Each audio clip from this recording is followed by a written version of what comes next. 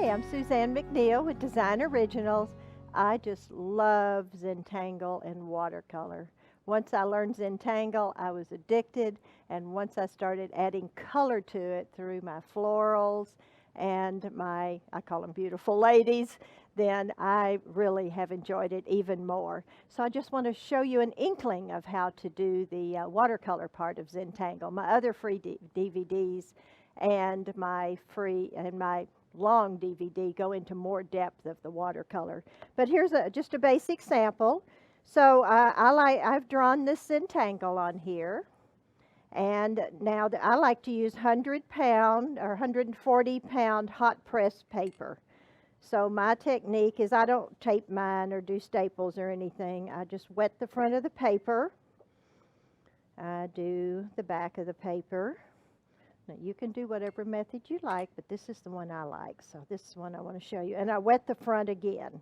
So since I have used a permanent micron pen, once that dries overnight, that doesn't smear at all. And now I'm just going to take my color.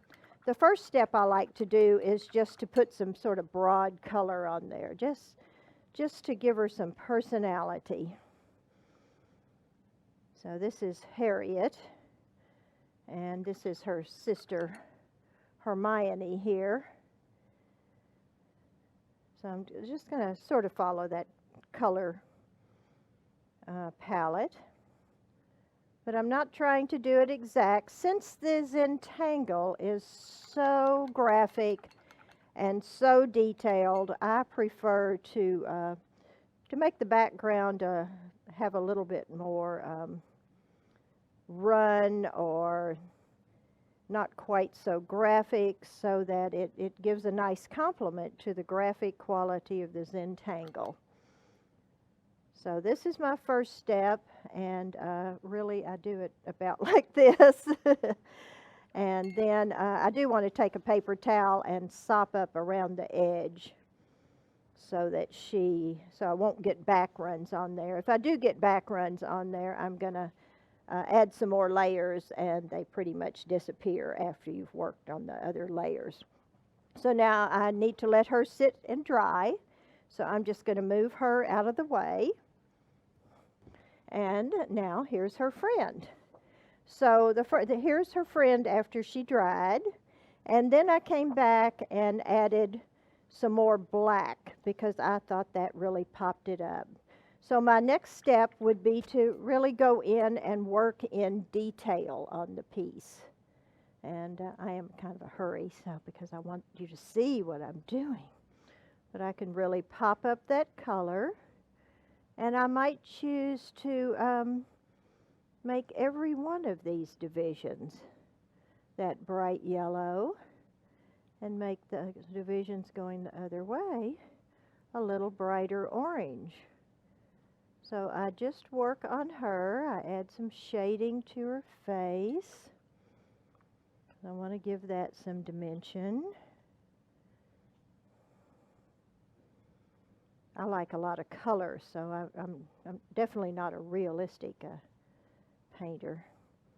I have tried that, but it wasn't nearly as much fun as being creative and just using your intuition in different areas to me. Believe it or not, I can draw realistically. I know she doesn't look very realistic, but that's what I like. It sort of gives her some personality that you wouldn't see in anyone else's painting.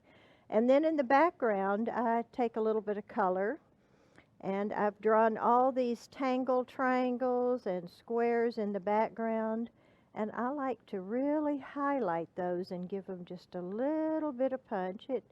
It's not hard to go around those. I love these silver black velvet brushes. They hold a lot of paint color, a lot of water, but they still have this wonderful tip and flexibility that makes it so easy to work with them. So you might want to see a detail of one of my larger paintings, and that'll give you the idea of what it looks when it's totally finished. So this is just the basics of Zentangle with watercolor, but I have a full-length DVD that shows goes into this in more depth, and it shows a lot more processes for coloring and drawing Zentangle. I also have a complete selection of books, and each book has different tangles in it. So it can be pretty addictive, I have to warn you, because you might want to start learning all the tangles. If you learned one every day, by the end of the year, you'd have 395. So what fun. So visit Jerry's Artorama for my books and DVD, and visit d-originals.com. And on my blog, I give a free tangle pattern and a little quickie craft video every week.